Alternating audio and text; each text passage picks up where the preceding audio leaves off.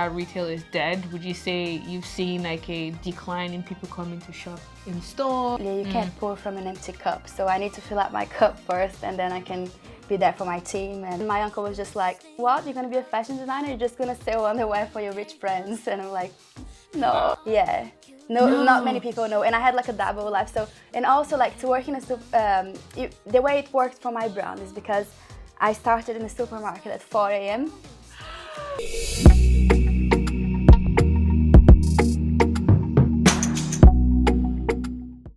Hello everyone and welcome back to the channel this week. This is going to be another video in the fashion business series. I'm going to be meeting up with the owner of West Carolina, and her name is Anna, and I'm going to be asking her some questions around being a designer, if retail is dead, and what it takes to excel in fashion in this day and age. If you'd like to find out more about these questions, including other bits, see what her beautiful store looks like, and just get to know her generally, make sure to keep on watching. Now, if you enjoyed this video, do give it a thumbs up, share any more questions you might have in the comment section down below, and let's get into this.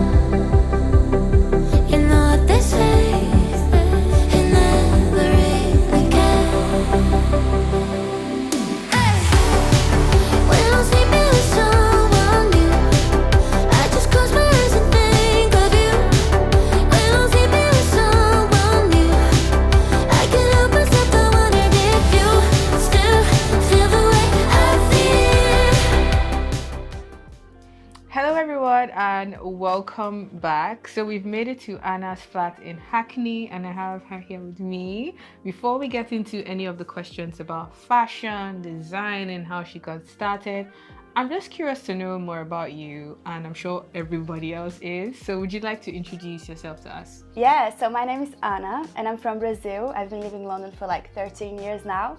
And I got a shop in Hackney called West Carolina. I stock my own brand and different brands as well. I have a few questions here. I think I have like 8 questions. And feel free to be as honest, as raw, as you are comfortable with, because I think someone watching this video will find it useful or inspiring to hear. So what is your background? Did you study fashion? Did you do internships? Or what was it like for you? Yeah, so I went to Central St. Martin's and I studied fashion print. So as you can see, I love print. I'm usually like very colorful. It makes sense now. Yeah, but it was a long journey to get there. Even to just get into Central St. Martin's, I had to do other courses and prepare myself and do my portfolio. And it took me like 4 years from the day I decided to be a fashion designer. Wow. So I decided when I was 17, I'm like, I want to be a fashion designer and I want to go to the best school. Because my family is really academic, and I don't come from a rich background, so doing fashion was a risk, especially that I'm from Brazil. Being from like a third world country, like you want to be like, if you're really ambitious, you would become like a doctor or an engineer or like the traditional careers. I have creativity in my family, like from my grandma. So I got this on myself, but to be brave enough to say, I'm gonna do art, I'm gonna be creative and study fashion. I can really relate to that. So I was like, if I'm gonna do this move, it's a risk, and I'm gonna try to be the best I can. And I'm gonna try to go to the best uni I can, and you know, do whatever thing I can do to be successful. That's impressive though. Getting into CSM is hard. Like, I didn't even bother applying to that school because I was just like, no, I'm just going to go to West London College. Because I've heard like stories about what it's like to get in, how competitive it is to be on the fashion course. I got in second time, so the first time I didn't get in. Oh wow. Yeah, so I waited for a year because I wanted it so badly. It was my dream. It was like my ultimate goal. I was obsessed with it. So it took me like a long time. Would you be able to share with us in a few points what it takes to become a fashion designer in today's world? It doesn't have to be all of the points, but just the points that you think are really important to consider. I think you can definitely become a fashion designer from zero, which is what I've done. Like, I wasn't good at drawing, or I couldn't sew, and these are all skills that you can learn. So don't be afraid if you know nothing about fashion, if you can't draw. I mean, the easiest way is to just study something else in fashion, because there's so much involved in fashion. There's so many other jobs in fashion, like fashion promotion, marketing, buying.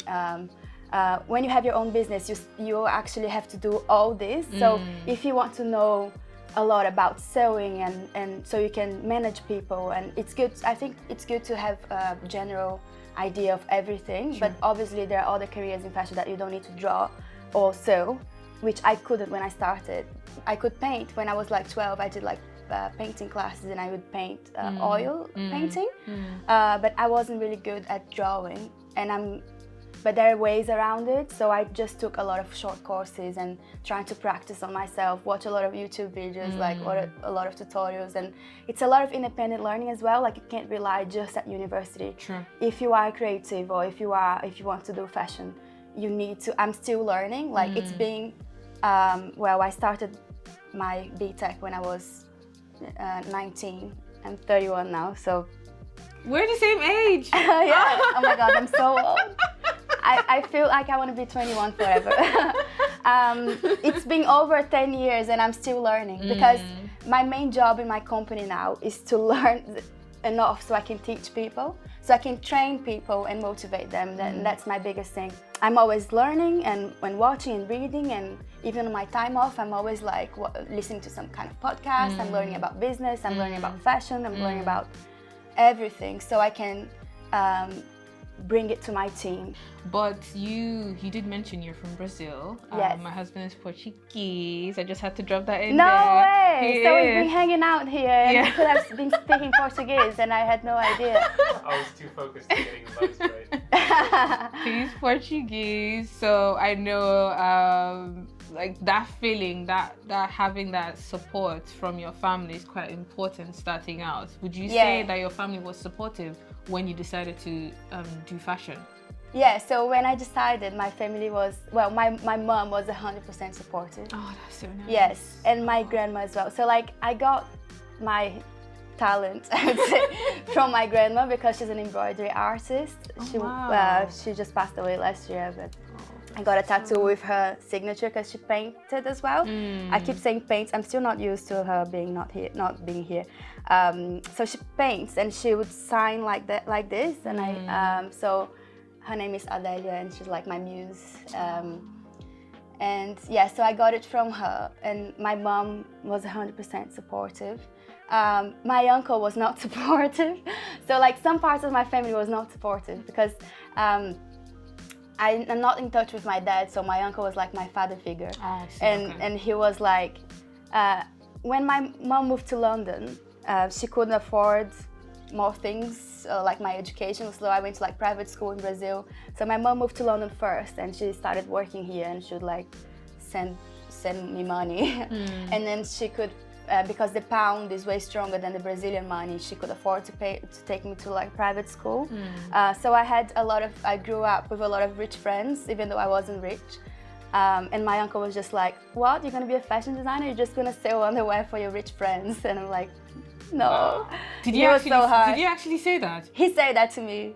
Yeah. We were like on a bus, and I was like, I think London, the great thing with London, and like the experience you just shared, is kind of similar to mine, because some of my family was supportive, some others were not supportive. But when you come here, London really presents you with this opportunity of, if you're ready to work smart, you will actually make it here. It's not like being in a third world country where you need to have connections, or you need to know somebody in power. Here it's like, if you're willing to like collaborate with other creatives, work smart, apply yourself, continue learning, you would actually see yourself grow and expand with time. So it's good we came here. I'm glad you came here and decided to start your brand here. That was a very, very clever move. And I hope like you continue to grow and expand, and one day you can finally say it was worth the risk. coming here. Thank you. Yeah, I hope so. I worked in retail for a few years before I started my own brand. Same. And when I was there, they used to say this thing of, oh, retail is dead. In the future, there won't be any like shops selling clothes. Everything will be online. But you have a physical store and it looks beautiful. Like, guys, you need to come to West Carolina. The painting on the ceiling and on the walls are so stunning and so cute. Would you say running the store and running the business, would you agree that retail is dead? Would you say you've seen like a decline in people coming to shop in store with like, you know, everything happening, Auntie-Rona in the chat? What's your thoughts on that? I definitely believe in online as well. So I'm definitely like, I love the internet. I think we I've all always do. loved, I'm a creative person, but I'm quite a computer person, so I love online as well. But the shop is just nice to have that other side of it and that nice experience that people can try things on, and then you can figure out your size, and then you can shop online after, but you come in and just see what the clothes fit. And especially after COVID, I think people are craving like connection, like physical connection. They want to touch things, you want to get out of the house. So the shop is part of it, it's part of the experience. But I definitely believe in online too. So yeah. I guess they kind of go hand in hand. So even though people like the comfort of shopping online, that experience of coming, touching the fabrics, trying on the clothes, talking with the designer or the staff in store, I guess it adds to the experience of like shopping fashion at the end of the day. Yeah, and we're having some events now as well, so people can actually hang out and meet other people and make friends.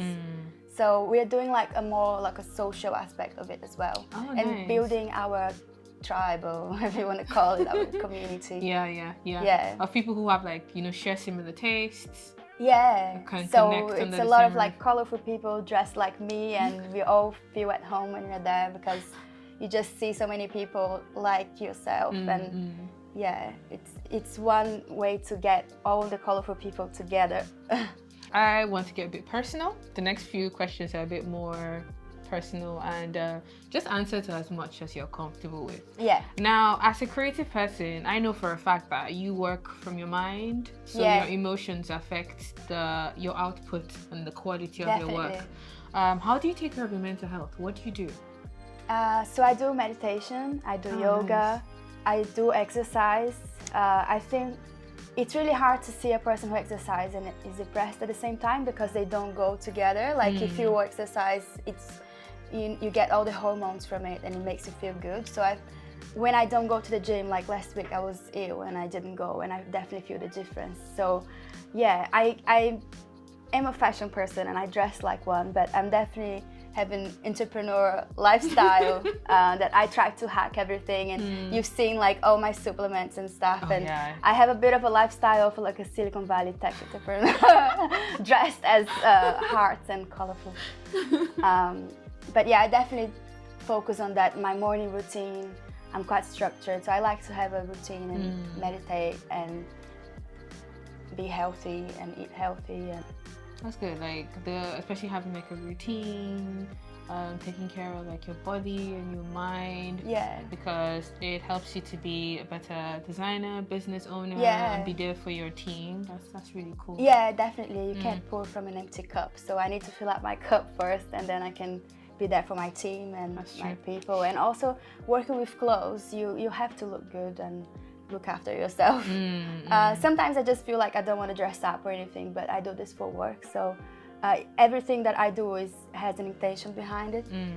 Like what I wear, like my personal branding, I'm aware that I'm a brand myself. And you know, everywhere you go and the way you speak and the way, you know, you dress, it tells something about yourself. It definitely affects everything, all the opportunities that you can get from it as well. So well, you have a very distinct style though. Like, Thank you. I can see you from a mile away and know that is Anna. Like I can tell it's you. And now it's the red lipstick. So the red lipstick is like my, I would say, signature. My signature.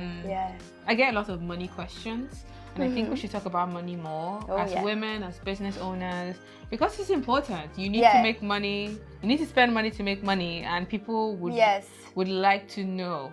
How did you fund your business starting out? Did you take a loan? Did you use your savings? What was it?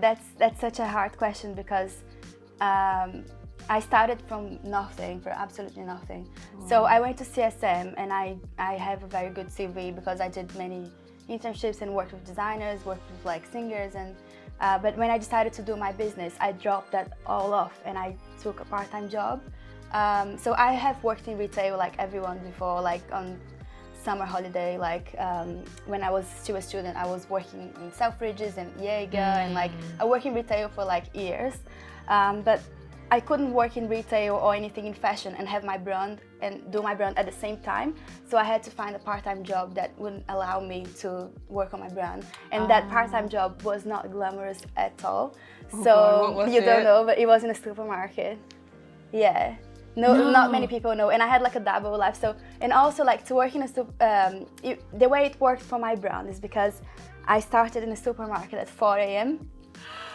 because you guys don't know what goes behind the scenes of a supermarket. People, they stock, so the supermarket opens at 8 in the morning, and they stock everything, they restock everything, they put everything on the shelves from 4 a.m. So you had to arrive at 4? Yeah, so that I left means my you had to wake up before 2:45.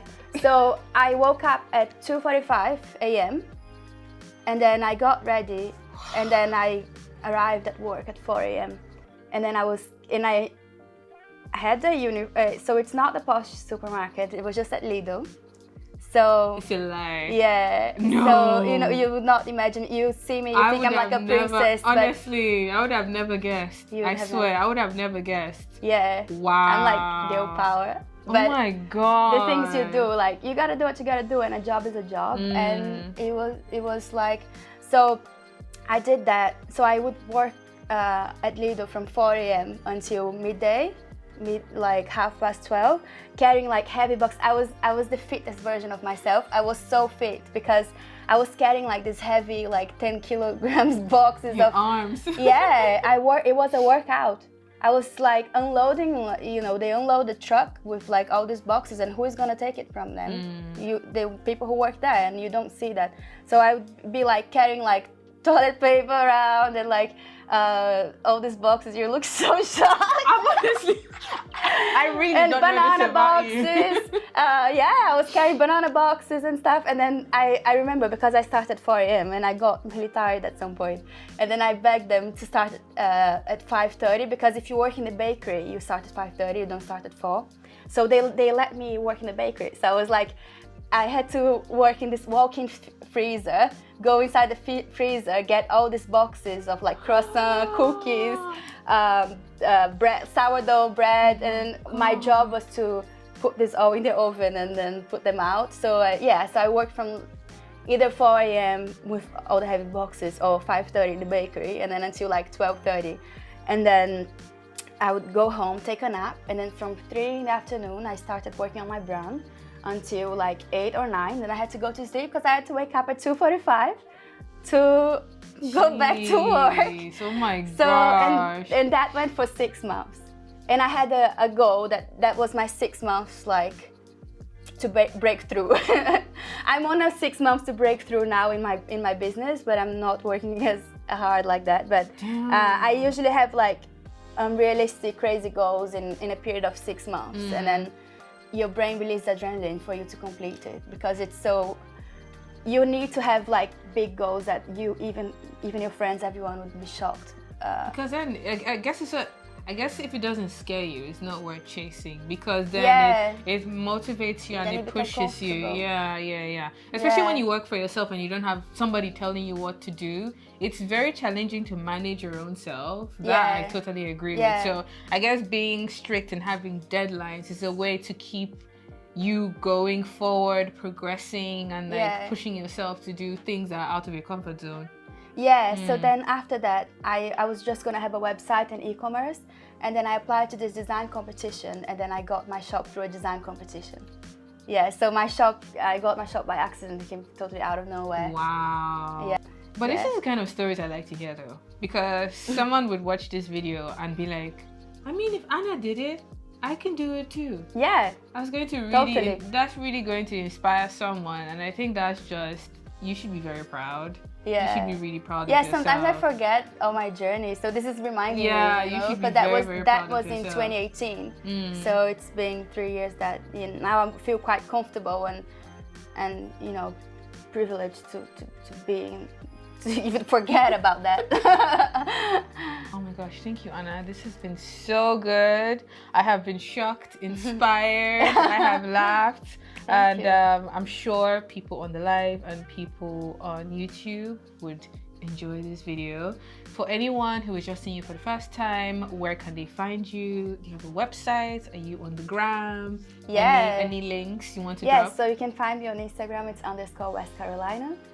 It's my brand and my shop. Yeah. So I have a shop in Hackney. It's in Hackney Central. So come and visit if you're in London. It's Morning Lane in Hackney.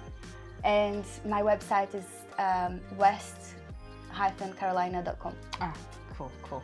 So you guys can check her out. I'm going to put all links in the description box down below. Her Instagram, her website, your store address is actually quite easy to find. Once you get out of Hackney Central, it's like 7 minutes walk from there. So it's pretty central in London. Support this amazing, talented girl. Go check out her work, follow her, like her, support her. And if you have any more questions for Anna or for me, you can leave it down in the comment section and we will try to get back to as many as possible. Okay, if you enjoyed this video, please give it a thumbs up.